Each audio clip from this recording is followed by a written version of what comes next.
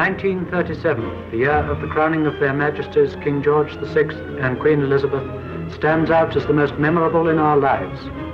The peoples of Great Britain, of our dominions, colonies, and lands over the seas, have been stirred to a new sense of loyalty to the throne and to the mother country. It is fitting that the London, Midland and Scottish Railway, the largest commercial undertaking not only in the Empire but in the world, should pay its tribute, make its gesture of loyalty and commemoration of this historic event.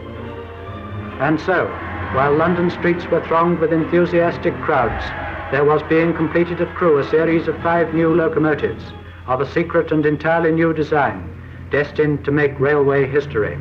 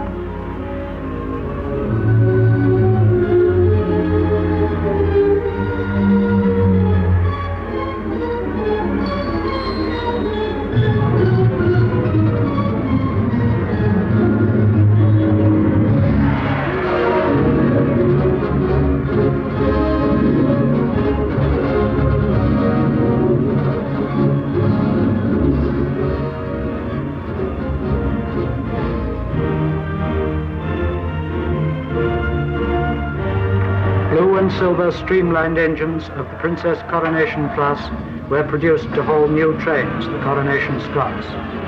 Beginning with the summer services on July 5th, these trains were scheduled to complete the 400-mile journeys between Euston and Glasgow and in the reverse direction in 6.5 hours.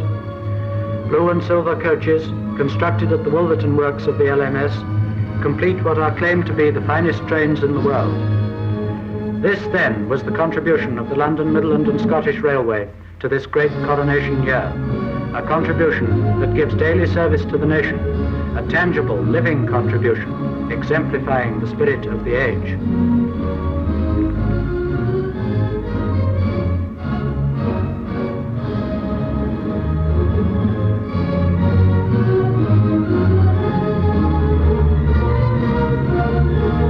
The introduction of a new high-speed service is the outcome of many months of work and planning.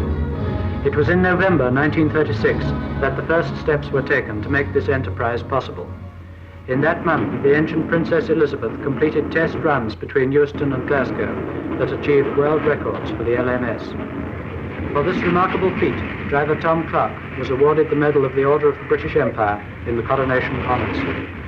These runs provided invaluable data in regard to the design of the locomotive, the maintenance of the track, and the riding of the coaches. And on this information, the designs and schedules for the Coronation Scots were based.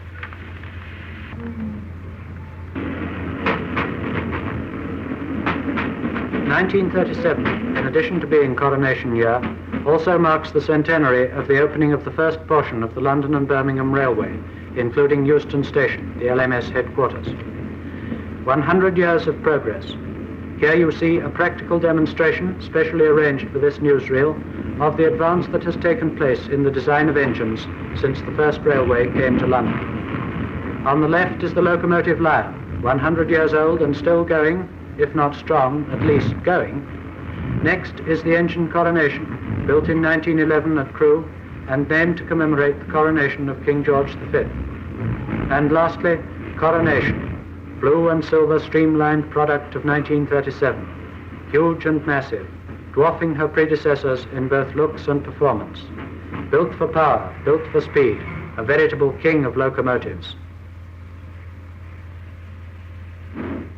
On June 29th, after a careful running in, the engine Coronation, hauling the Coronation Scot train, was allowed to show her paces. She was in charge of driver Tom Clark and fireman Lewis. 100 journalists and railway officials took part in a test run from Euston to Crewe and back that provided such an orgy of speed as has never before been indulged in over LMS metals. Until nearing Crewe in the down direction, the running, though excellent, was kept to schedule. But at Whitmore, driver Clark let her have the throttle. From 85 miles an hour, the speed rose quickly to 100. Faster yet and faster, eating up the miles. 102, 105, 108, and she's still accelerating. The rhythm of the exhaust grows stronger, faster. 112.5 miles an hour for 2 miles, smoothly surging over the metals. A supreme effort, and Coronation has done it. 114 miles an hour, the highest speed yet attained in the Empire. Thus Crewe was reached in just over 2 hours at an average speed of 73 miles an hour, and the Coronation Scot had earned her laurels. But this was not all, for though thrills were provided on the down journey, driver Clark and his engine had more in store for the return trip. Subject to speed restrictions, this run was made all out, with the result that the 158.1 miles from Crewe to Euston were covered in the unprecedented time of 119 minutes at an average speed of 80 miles an hour. For more than 150 miles of the run, an average of 83 miles an hour was maintained, while an intermediate 70 miles, covered at 89.1 miles an hour, represents still another British record. The Coronation Scot is now a regular feature of the LMS service, and what is more, a successful feature. In fulfilling her task, she is achieving a dual success as a dignified reminder of a great national event and as an upholder of the traditions of British railways in service to the nation.